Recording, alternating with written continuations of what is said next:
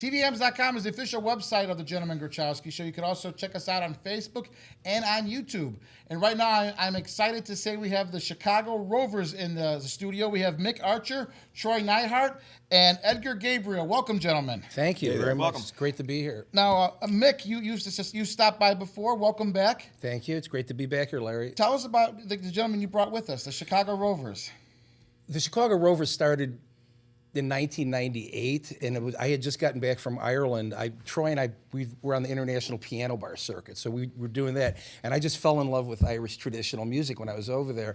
And then that was in the 90s when Irish music was just exploding. It was huge. Everything was just coming up Irish. So I decided to put together a band, and I had many different players in it, but it never occurred to me to ask him on accordion. Edgar I knew from doing orchestra work. In fact, we met on the road in Kansas City doing an orchestra gig. And then I just, through the course of time, I had a house gig at Emmett's Pub over in Chicago on Halstead and Milwaukee. And I was using various players, and I ended up with these guys, and there was just some kind of magic. It just really, it really clicked.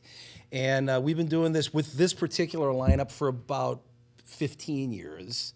And I'm real proud to be with these guys. These are two of the best musicians in Chicago. Oh, excellent, yeah. And what do you guys have to say about that, huh? You guys are the best. We pay him to say Yes. that. Yeah, is that how it is? Nice work, thanks. It's tax deductible. Yeah. Though. Now, Troy, you've played all over the world. Well, there's a few places I haven't met yet. Is that on the short list to go into? That's a short list. Yeah. Yeah, absolutely. And tell us about where you've played. Well, yeah, I was in Europe for several years, Singapore, around and about. One of the things that I'm looking forward to is domestically going down to New Orleans after we get done with the St. Patty's thing, going down for the first annual piano convention. Piano convention. Yeah. That sounds interesting. Yeah. Sounds exciting, huh? A lot of fun. He's actually covering it for Chicago Jazz Magazine. Oh, very good. Yeah, that's gotta be exciting. Now, you is going as a reporter, right? You go as you're covering. You be a reporter, right? Just to rub shoulders with friends and colleagues and such, and then, as Mick said, covering it for Chicago Jazz Magazine. Do you handle it differently as going there reporting or covering it? Well, I'm not going there necessarily to play. I'm going there to hobnob with friends and colleagues and such, and just kind of collect stories and pass them on to Mick and let him edit out the I'm things an that he editor can't at print. Chicago Jazz Magazine. Okay. So I asked Troy, since he's going, to represent us and send back a story. And that's gotta just be exciting, just to go and just. Oh, it's going to be a lot of fun. There's so much talent in New Orleans. It's just amazing. I mean, you can find music and you can find a good time 24 hours a day there. Oh, I'm sure you can. Yeah. Now, you said you played in Europe, right? Yeah. How is the culture different there, as far as treating a musician, or how musicians are treated opposed to the States? Well, it's interesting. There's still a respect for what I would describe as moderately successful or a moderate level of musician, and what I mean is, if you're not Taylor Swift here, That's so true. then you're not, unless you're selling mega units, you're not really regarded or respected as a musician. And in America, it seems like people equate celebrity with talent. And in Europe, people really respect artists of all types, and there's a support for that substructure. Okay. Anywhere in particular in the world you've played that you really enjoyed and want to maybe go back there and play again? Singapore. Okay. What did you like about it? Well, it was the best of East meets West. Very Asian, but they spoke English, was their national language. So you could feel like you were walking around China without getting lost. If you got lost, you can ask for directions. Okay. Now, Edgar, how are you, sir? Very good, thank you. You've mentioned earlier you teach music. I teach and I play music. It's that's all I know how to do. So I teach it right here. We're in Elmhurst. I teach at Elmhurst College.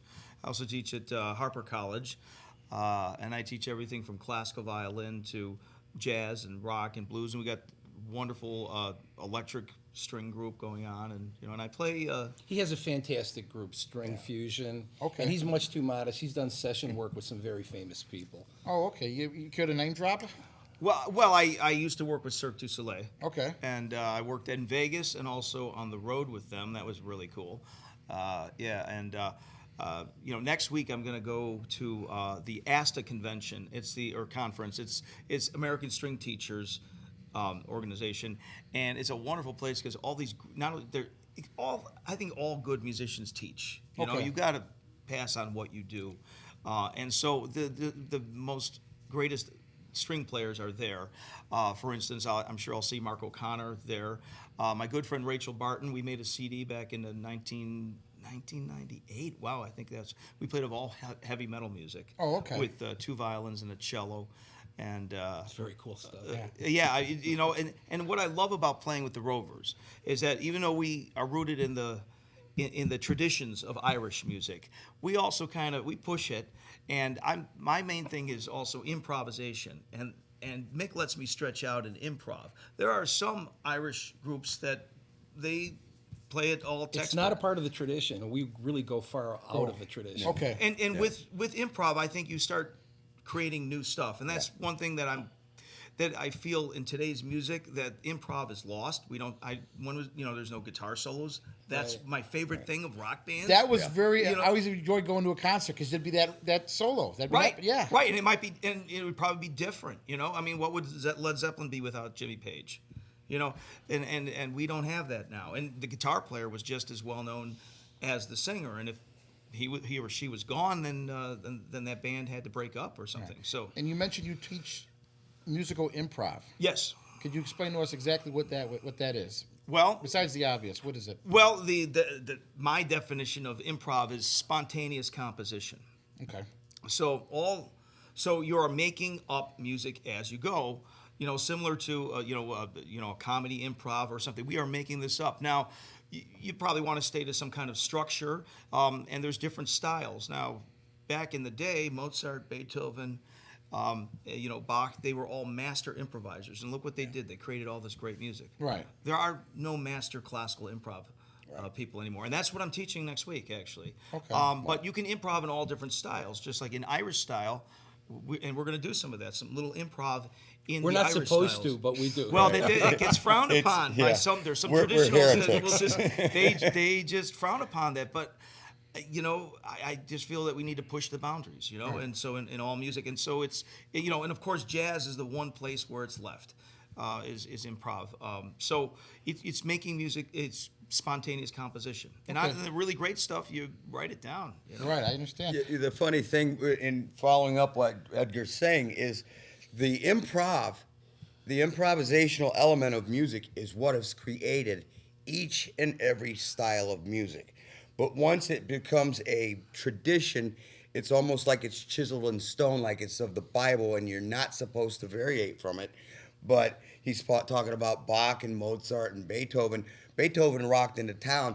He's just improvising, and that's how he got people's attention, and that's how he got a contract for composing, and publishing and such. And it's the lost art of improv, and it's guys like Edgar that keep that going. That's one of the most important aspects of the furthering of music today. And one of the things here at Elmhurst College, I don't know if you know this, but it is one of the best jazz schools in the world.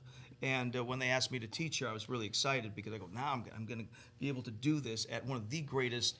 They already have great, Mark Colby on saxophone and all these wonderful jazz improvisation people on other instruments, but they didn't have strings, and so it's just a joy to teach there as well. Oh, very good. Now, I actually had the luxury, and I want to thank you, Mick, invited me to sit in on his one of his classes at the Old Town School of Music. But that was a completely different thing. That was Piano Bar Right. 101. I have to tell you, when I came back from Ireland in 1995, I immediately went to the Old Town School and said, you got to teach me how to play this stuff. And at the time, there was a famous band called the Drovers. Anybody remember the Drovers? Mike Kirkpatrick taught me how to play that style, which is Okay. dadgad. It's tuned into a desuspended chord. It's a completely different. It was learning guitar all over again. So I got to really thank the school for giving me that opportunity, and I do teach there. But what I teach is not this. However, the Old Town School does book us, and if Okay. anybody's interested in booking the Chicago Rovers, Jenna Murfin is the person to call at the Old Town School. We're doing some colleges and festivals this year, and that's what I learned. That's what we're part of that community. Okay. But It's not the Rovers. I'm not teaching that. I'm teaching But- piano bar. But I had the luxury of sitting in on your class, and I just That want to was let you fun. know that he's a great piano player. That's all. He's a great piano Not player. as good as this guy. Oh, well. That's why I play guitar in this band. Okay. For more information on money the to you. Chicago Rovers, how could they contact you or check out your site? You could Google search us. We have a Facebook page. You can. There's a lot of YouTube up there. And if you want to book us, the best thing to do is to go directly to the Old Town School. Ask for Jenna Murfin. She's the house booking agent. And you can contact me. I'm a public figure. You can go to my website, mickarcher.com. These guys each have their own websites.